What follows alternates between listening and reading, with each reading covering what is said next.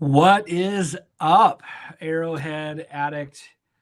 We have like Chiefs Kingdom. Is it Arrowhead Addict Kingdom? Is that an extension of that? If it is, Sterling, you're the king. I'd call you the king. How are you today, my friend? Doing good. I'm drinking a beer, so I'm doing fantastic. It's a hell of a day. It's like 62 degrees outside, and I'm drinking beer. What more can you want in life?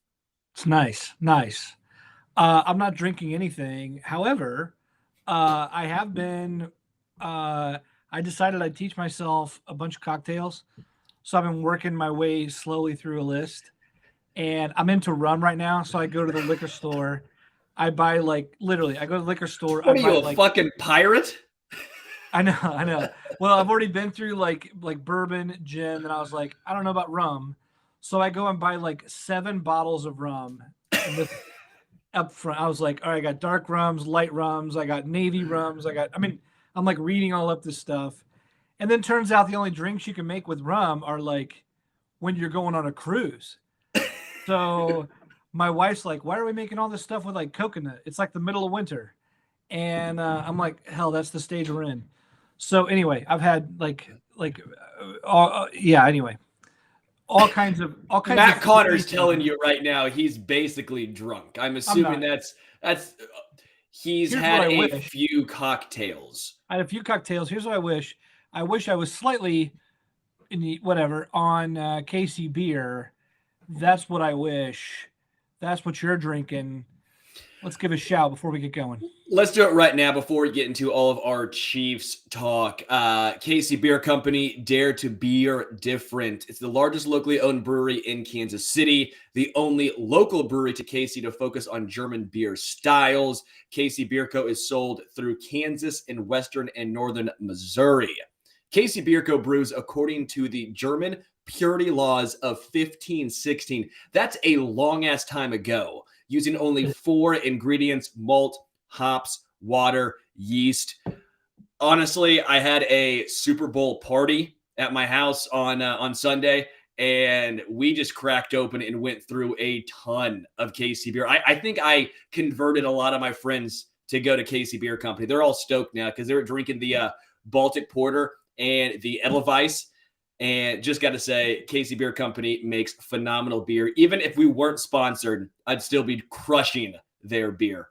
But, The, oh, go ahead. No, come on, Tom Cruise. Give me what you thought. No, I like it. I was just going to say you're doing the Lord's work. That's all I was going to say. Clearly, I didn't need to interject with that, but go ahead. I just say it's time to start talking Chiefs. I want to get into it. I have a lot of thoughts. I want to talk Super Bowl. I want to talk Eli Apple and his dumbass. I want to talk Bieniemy and more. Let's start first, though, with the Super Bowl. The Rams won. Matt Stafford, first time in the playoffs, coming home with the ring. Aaron Donald ringing him up. Van Jefferson popping kids out and getting a ring. I mean, basically everyone was stoked except for St. Louis. How are you feeling in the wake of the Super Bowl? Because I found myself when it came like in that sort of in between time between like the loss and Super Bowl. There's like 2 weeks, and in that time I thought I'm good. I'm like I've come to terms with it. It sucks. KC lost.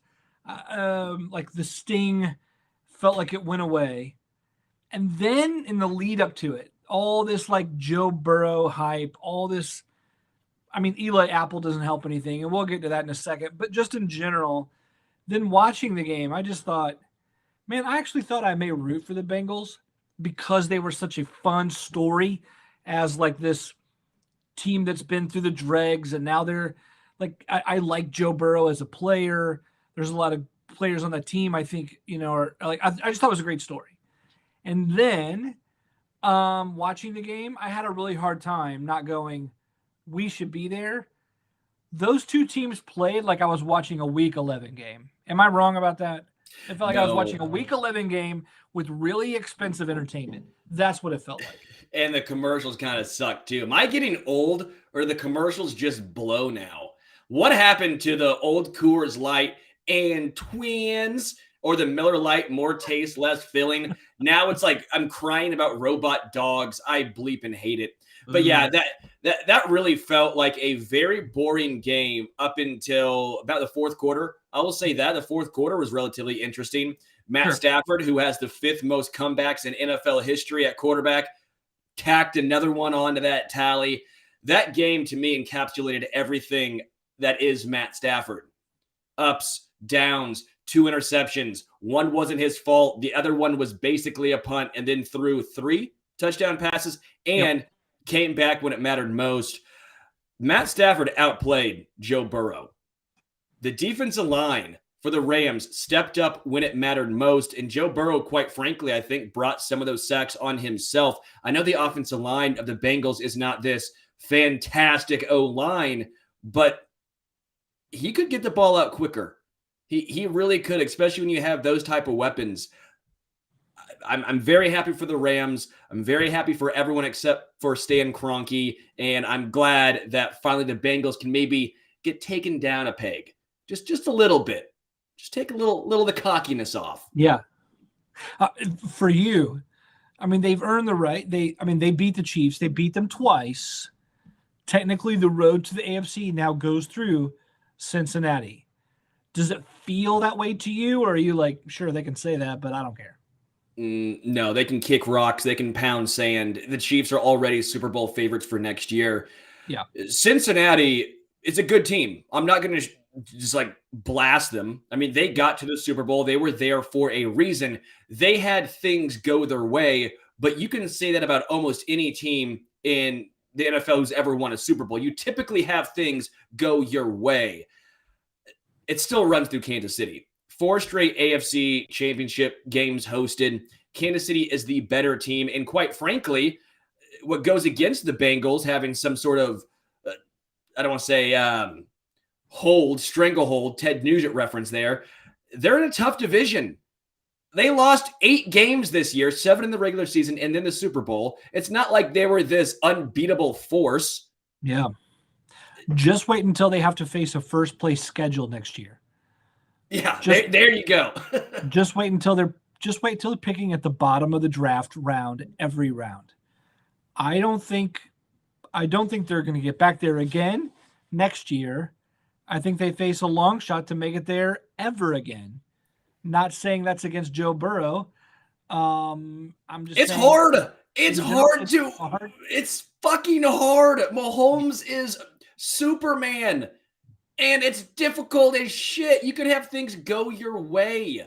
The Chiefs had things go their way, and they still didn't make it to the Super Bowl. Yeah. It's fucking hard. The Bengals had everything break their way, which is what you kind of have to have happen because there is a lot of parity in the NFL. That's why the NFL is one of the greatest products known to mankind. So, no, I don't think the Bengals, though, are going to all of a sudden just waltz back. It does not run through Cincinnati. They had a good season. Let's wait until they host 4 straight AFC championship games. I'm not sure that Joe Burrow is ever going to face the ghost of Big Ben twice, Lamar Jackson's backup twice, and Baker Mayfield, whatever's going on there in Cleveland twice. That's 6 gimmies. 6 gimmies on the schedule. I don't think it's ever going to be that soft again for the Bengals. And certainly then the rest of the time they were also facing last place teams. Let's move on a little bit. Let's talk specific Bengals. Let's talk specific Bengals cornerbacks. Let's talk specific loud talking Bengals cornerbacks.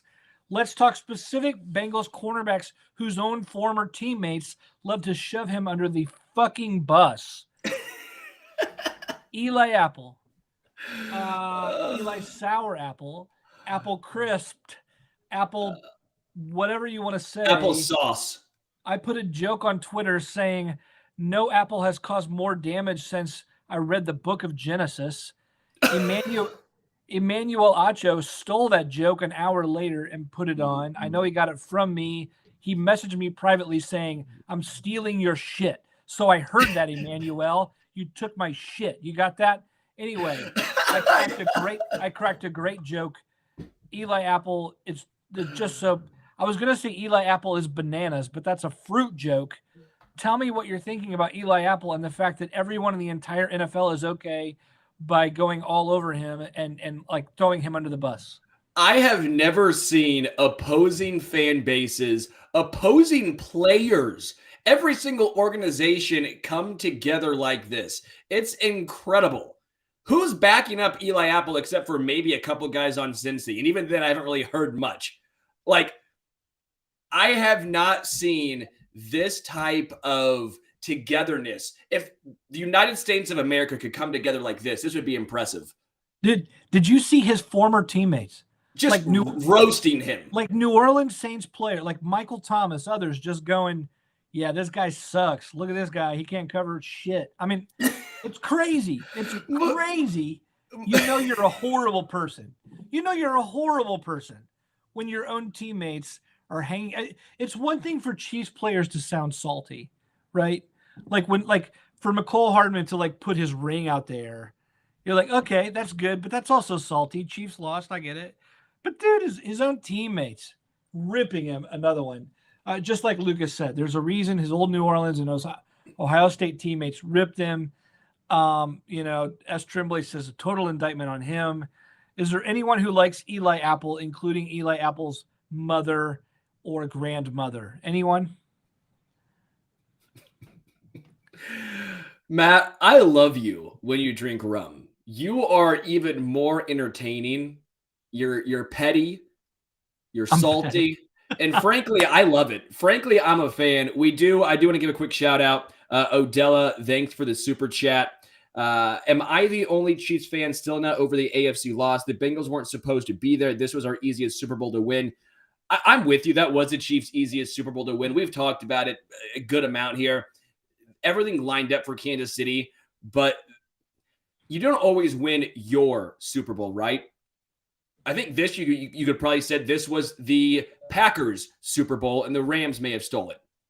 Did the Chiefs win their Super Bowl, or was that another team that was supposed to be the best team in the NFL that season, right? It happens. It sucks, but I don't want to say over it, but I've come to terms with it. Yeah. What are the percent chances that Eli Apple is playing for the Chiefs next year? What if he's the replacement for Mike Hughes? Would the fan base revolt? Is there any chance anyone would ever accept him on this team? Never. Not happening. Brett Veach would not do that. Yeah. Unless you bring him in for spring, training camp just to get torched, to get everyone's confidence up, then I could see it. Love it. Let's talk Super Bowl losses in terms of injuries, because OBJ goes down with what looks like a torn ACL midway through the game. He was having a hell of a game already. He's had a hell of a postseason. He was looking like everything that a team would have wanted him to look like. You have talked about OBJ being with the Chiefs next year. Now that there's this long injury rehab ahead of him, it's not his first time facing such an injury. Like, what do you make of this? What do you make of your wishes to bring him to Kansas City? Like, what were your thoughts at that moment and after? I fucking love Odell Beckham Jr. He is so incredibly talented, and he truly wants to win. I think he got a bad rap for showing some of his emotion on the sideline when he was in New York, toiling away in that pitiful organization. Then he went to the Browns right after, we're not going to trade Odell Beckham Jr. Oh, guess what? Yeah, we're going to trade you. And I truly think that he thought, though, he had a solid team. You know how much hype was around those Browns? You know how much was going on with that team saying, oh, this is the team. And then Odell Beckham Jr. got hurt.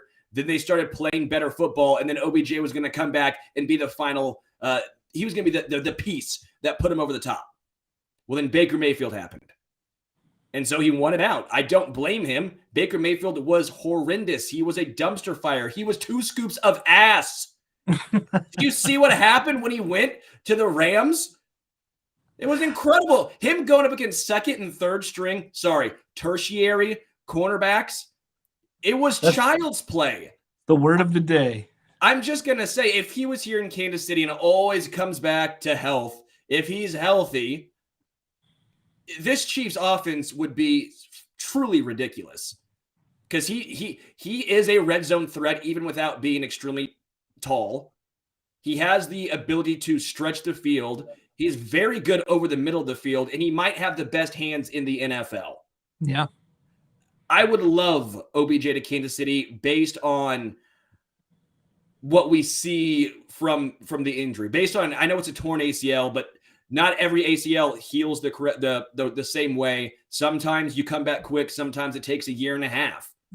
I know the Chiefs don't have to have a wide receiver too, but having OBJ would just be incredible. I think they do. I think they have to. I think they went hard after Juju Smith-Schuster in a very public way. It did not work out. They went after Josh Reynolds, T.Y. Hilton in a more quiet way. Those did not work out. Josh Gordon did not work out as planned. The Chiefs have not made any secret about we want another wide receiver that is not on this roster, and we want him to be able to perform well and create separation. And so even a guy like Josh Gordon, who was not working out, was still given every chance to be the guy, even as it clearly wasn't the guy yet. It was amazing how many reps he was getting, even when he wasn't like producing or dropping the few targets that were going his way. So I don't think there's any secret. I think the whole league knows the Chiefs are after someone. Here's where it gets complicated for me. If you want OBJ, you don't know that he's healthy until the dust has settled on every other option, right? Sure. So you can't count on him being there, but by then he may already be crowded out. So it could be a great deal for a team that takes the chance, but do you take the chance and maybe go through a whole draft cycle or even a draft without addressing the very thing that you've been trying to address since a year ago at this time? Yeah, I rip that chance. I'm taking that chance every single time. The Chiefs are able to weather that storm. You don't give a quarterback $500 million to have to give him the best wide receiver too. It's nice to have. It's a bonus. I don't think OBJ is going to break the bank because of this injury. Yeah. You can weather the storm. I trust Patrick to weather the storm. Come playoff time, it'd be nice to have that elite talent. That's all you're hoping for at that point. You can give him the entire regular season if you want. OBJ, at least in my opinion, is a guy who's going to age gracefully in the NFL. Even if his speed diminishes, those hands you cannot take away. His hands are just incredible. And I think his ability to stretch the field may diminish, but his middle of the field, the intermediate routes, I think those will still be there. He's a great route runner. You're loving this guy.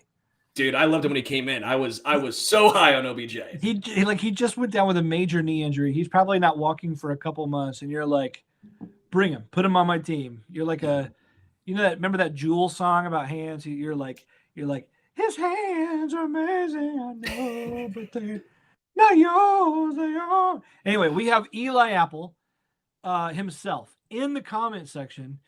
Eli's been a little bit repentant in the comment section. We appreciate Eli being here, crying, admitting he's sorry. It's been good that way. So Eli, we, maybe a few more comments that show how reticent, how apologetic you are. We're a forgiving bunch. Chiefs Kingdom is a good community, good forgiving community. Sterling, one more Super Bowl note for you, right? The Rams, in their win on Sunday, kind of showed a different way of going after roster construction, right? They're throwing a couple first-round picks for Matt Stafford. They threw a second and a third for Von Miller. They're not. They went after OBJ. They're not afraid to say, "Hey, look, screw the future. We've got a real chance here right now," and it worked out. They went all in at the table, pushed all their chips in, and they got the championship that they were looking for. The Chiefs' window is clearly right now. Travis Kelce, Tyreek Hill, if they re-sign Mathieu, you've got Chris Jones. You have a core here that's capable of winning right this moment. Is there any sort of inspiration that you would draw from the Rams and say, maybe we just need to go all in 2022 and just vet it up. And if that means we trade draft picks, whatever, let's Rams this thing and get a second championship. Personally, I like it. Again, to a certain extent, but it obviously worked for the Rams. They don't have a first-round draft pick to what, like 2030? But guess what? That ring and that flag flies forever. I like the approach of being on the more aggressive side, especially when you have such a short window. Look at, for example, the Philadelphia 76ers in the NBA. Remember trust the process? Remember the whole tank and stuff? Where's that championship? Yep. How long has Oklahoma City been trying to rebuild and get a championship? Yep. I know the NFL is a little bit different because there is more parity. And once you get maybe one or two top end guys, like once you find your quarterback, you typically have a better shot. But the Chiefs have kind of been on the more aggressive side. They've traded up. They don't trade down. That Frank Clark deal, they knew they weren't going to see the full 5-year contract of Frank Clark, but they wanted to win now. That deal was a win now trade. That was a win now contract extension and signing of Frank Clark. I would say Orlando Brown Jr. was a case of the middle ground of you gave away your first round draft pick, but that was to bolster the line now and for the future if you can re-sign him. I think there is a little bit of middle ground, but it's really hard to say the Rams didn't do the right thing when they won the Super Bowl. Yeah, I find it hard to tell because you want to say, on the one hand, I think I totally understand why they wouldn't want to go that route because this Chiefs window is not only open right now, but the Chiefs Super Bowl window is open as long as Mahomes is under center. Yeah. So to cash it all in now is to maybe lose out on your you're always going to be competitive long-term. So you don't need to push all your chips in because you're always going to have chips. At the same time, watching the Rams celebrate, and watching the lack of other celebrations other than the one that Mahomes has won so far, makes me think, man, maybe we should have put in a second and a third for Von Miller. Maybe we should have flipped a couple first for Jalen Ramsey.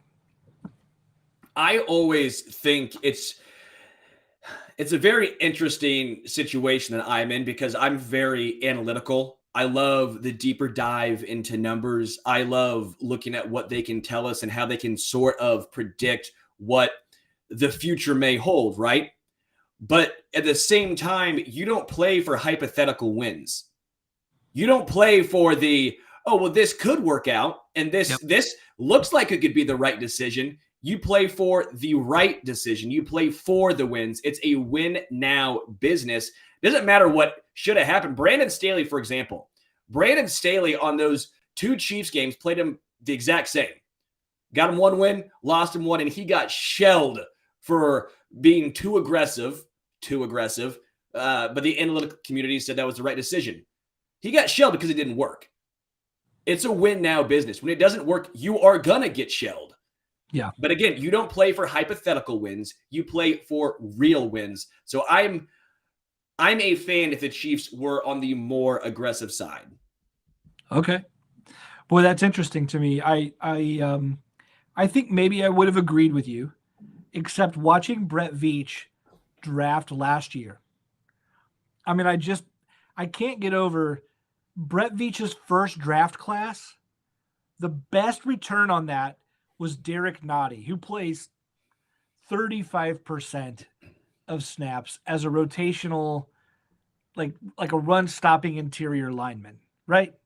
And he gets to play next to Chris Jones, who makes everyone look better. So that's your best player. Your second best player in his first class was Dorian O'Daniel, right? Maybe Armani Watts. A special teams player was his second best return in his first draft class. Brett Veach last spring, Brett Veach is able to draft multiple starters, right? So much that you had a fight over who should have been rookie of the year for the Chiefs this year. So there's a part of me that thinks, man, Brett Veach is learning how to draft. That front office is working together, trading future draft picks when they can turn into such immediate contributors. Maybe I'm okay not going all in. Sure.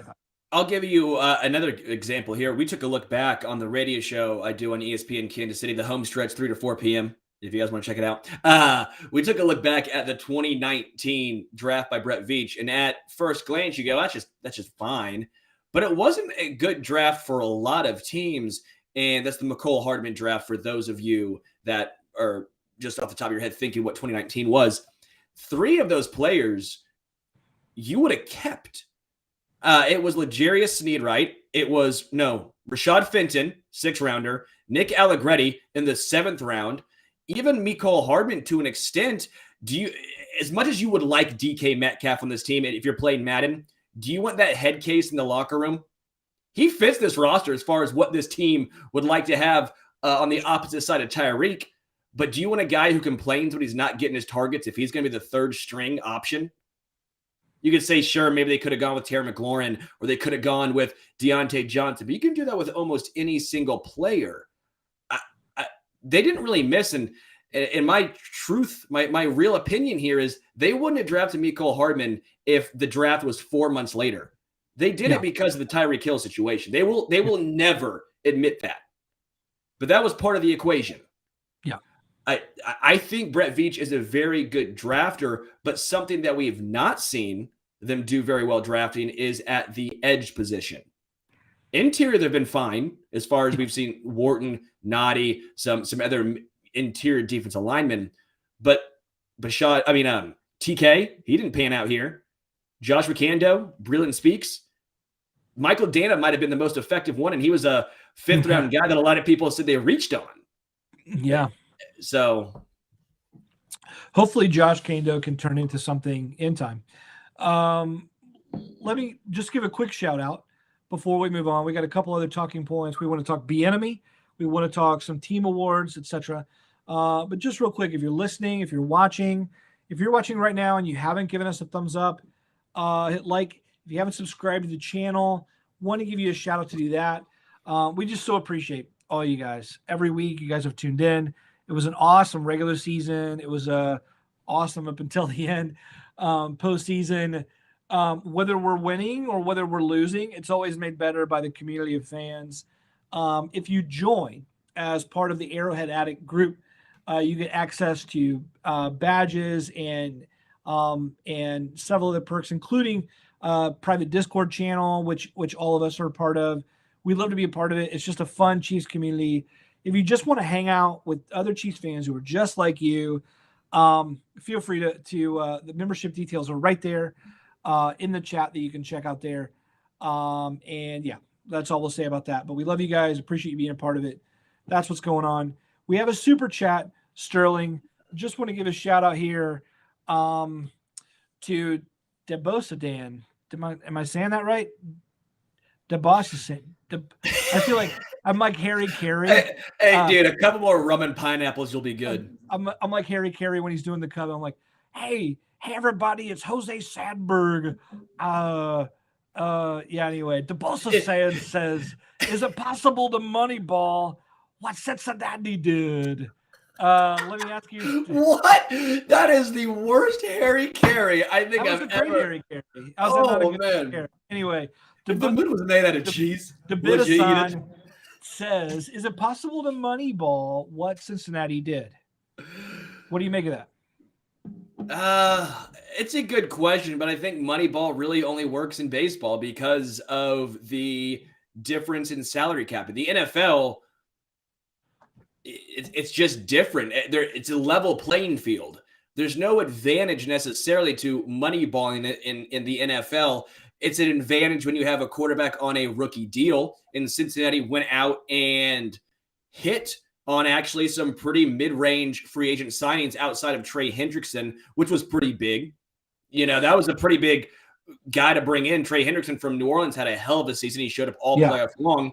So it's not like Cincinnati really didn't spend any money. They did hit on a lot of draft picks, but they supplemented that, especially on the defensive side of the ball, with a lot of very solid free agent signings. Yeah. By the way, Jewel and Harry Carey sound remarkably familiar. are remarkably similar.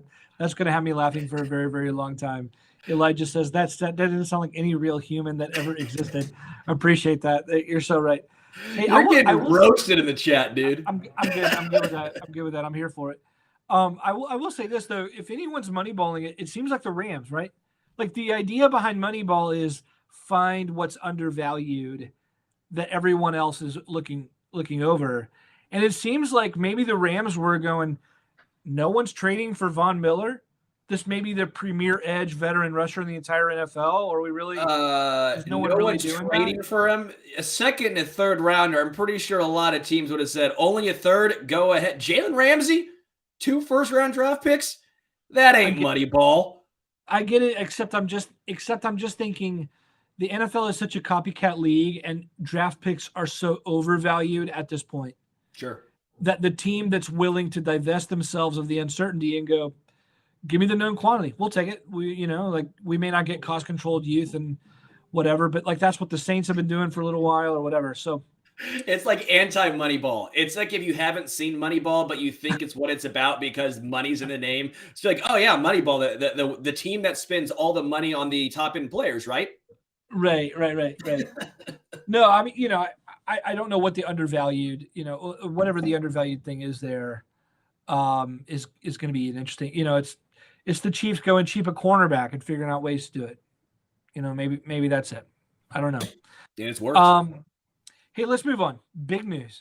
Because we don't know, at least at the present time, whether or not Eric Bieniemy is going to be a member of the Kansas City Chiefs for the first time in 10 years.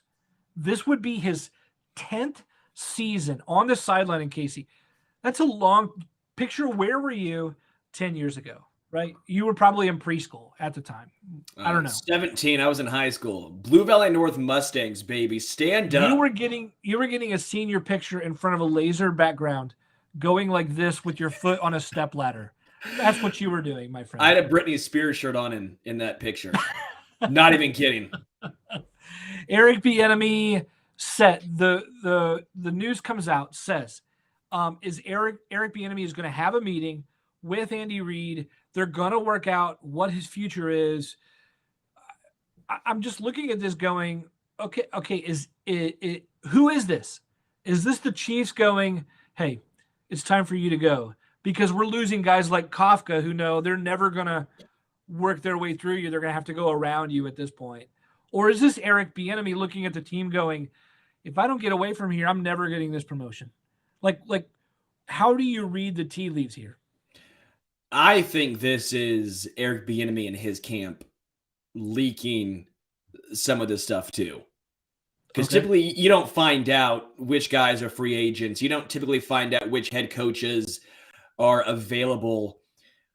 This feels like a situation where Bieniemy is trying to, in his camp, and rightfully so, they're trying to up his value. They're trying to say, all right, well, then who wants us? Who wants? If you're not going to hire me as a head coach, well, I'm damn sure going to be the best OC on the open market. I think it's maybe a little bit of a inflating him up to get a larger contract. I think he stays with Kansas City, but is that what's best for his future? I don't see a scenario where the Chiefs lose Mike Kafka and they also say, we have the choice to keep Bieniemy, but we're not going to bring him back. That seems like a ton of front office change, or should I say coaching change, for a team that typically doesn't have they have coaching turnover, but not necessarily this much in one season. Yeah, I don't know how to read this, man. I'm not sure that you read these reports around drama, this, not the other. Look, I think these guys have been together so long that if there's any bad blood, it quickly becomes water under the bridge. Like, these relationships go deep. Everyone knows each other. Do you worry at all if Eric Bieniemy leaves the Chiefs for whatever reason? Chad Henne is now a free agent. Mike Kafka is now a member of the New York Giants coaching staff. Eric Bieniemy goes wherever. That is a lot of voices that was in the quarterback room around Mahomes, now completely gone. Does that excite you at the thought of new voices coming in? Does that worry you that, oh, wow, that's a lot of loss of support very quickly? That would worry me more than excite me.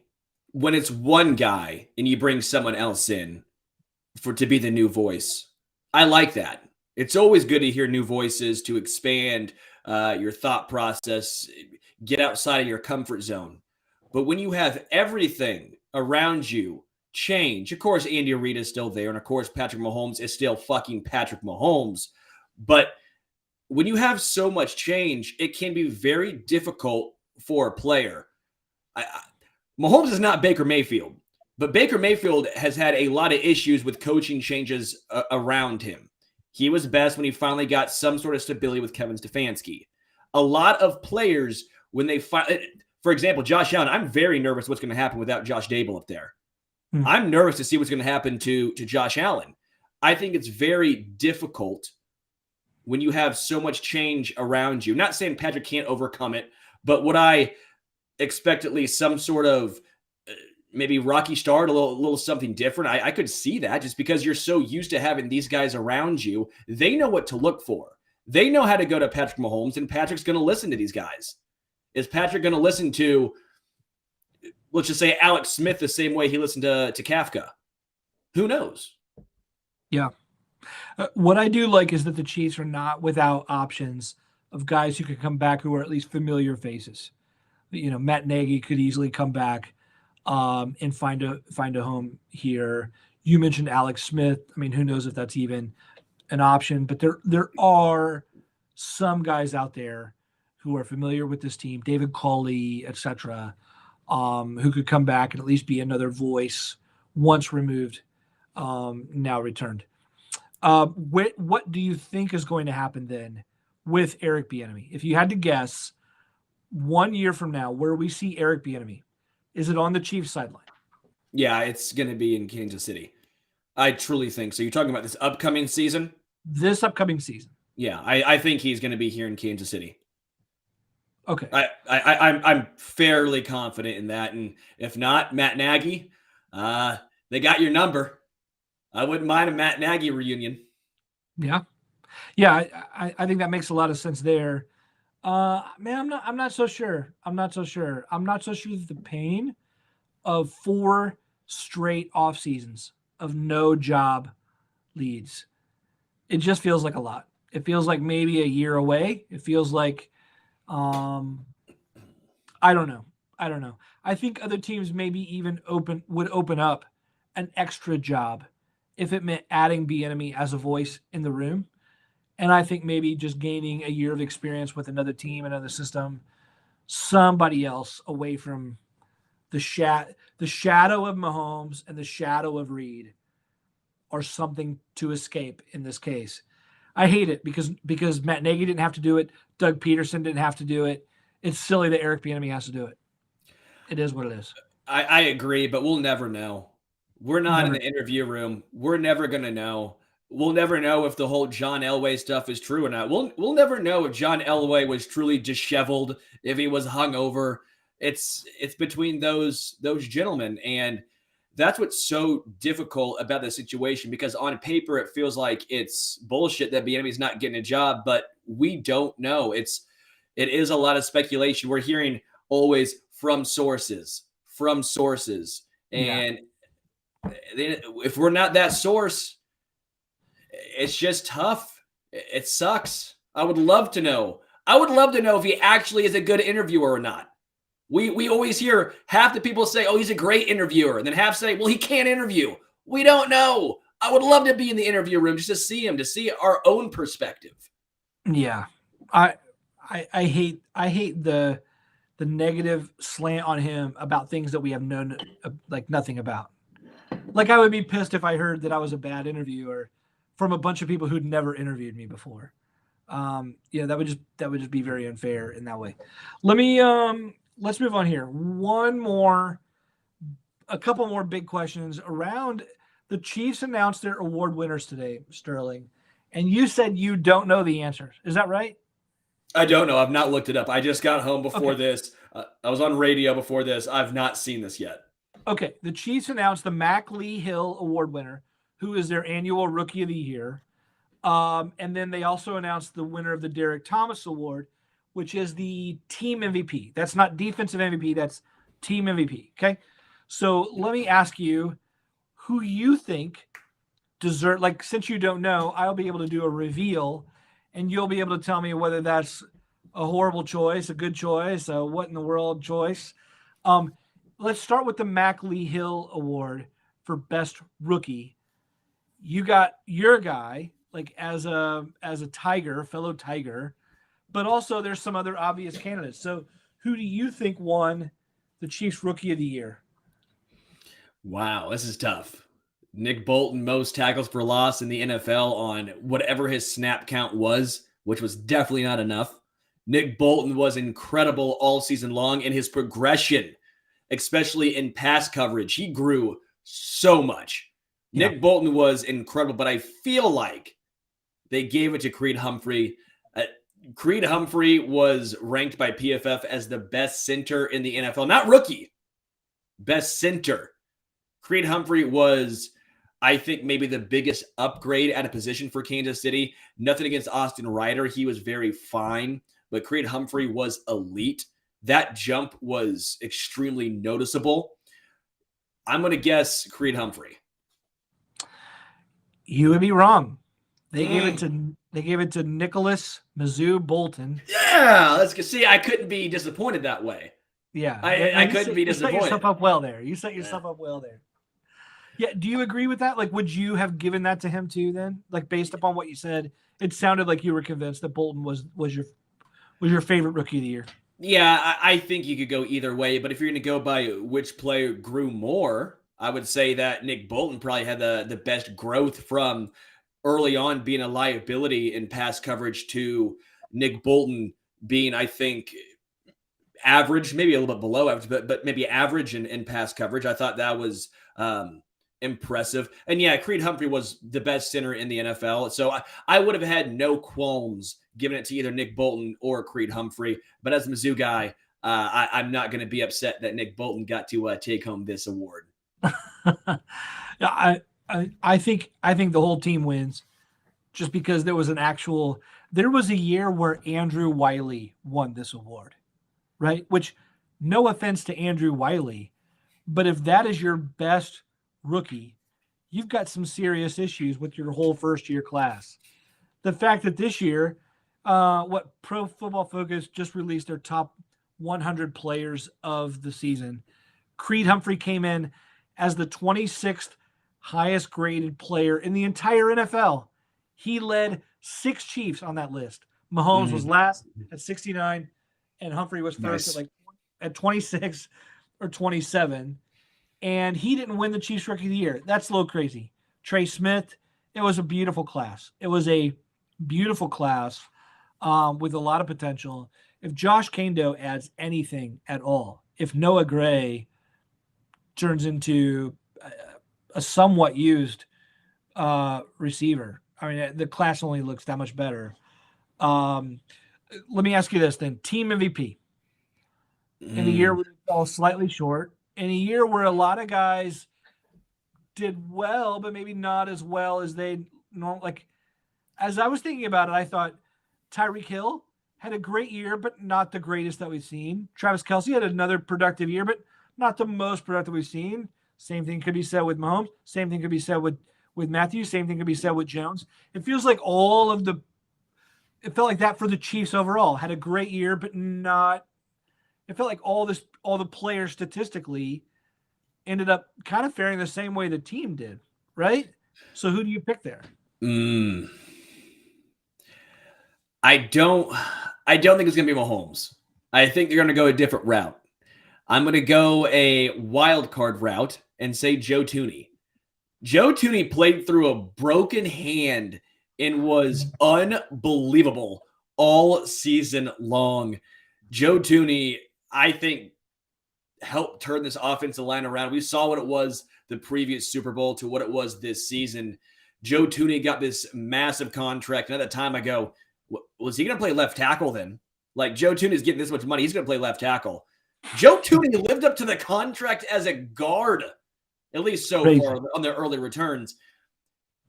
it was phenomenal. I think you got to throw some credit into the broken hand argument because you're blocking 300+ pound dudes with a broken hand. Yeah. I love that choice. Is that what you think they did, or is that what you would name? Oh man, now you have me questioning myself. Just curious before I tell you who they chose. I'm going to say that one. Yeah, that's what I would do, and that's what I think they did. Okay. That's not what they did. How about this? We went from the fans are toxic to team MVP. What do you make of Tyrann Mathieu winning the Derek Thomas Award for 2021? No comment. Don't want to get put on Twitter.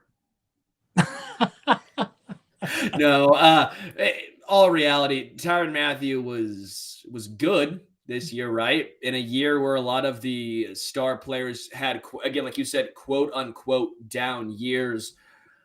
Tyrann Mathieu is an interesting case because he does a lot of the things that don't show up in the box score. Tyrann Mathieu was noticeably missed every time he was off the field.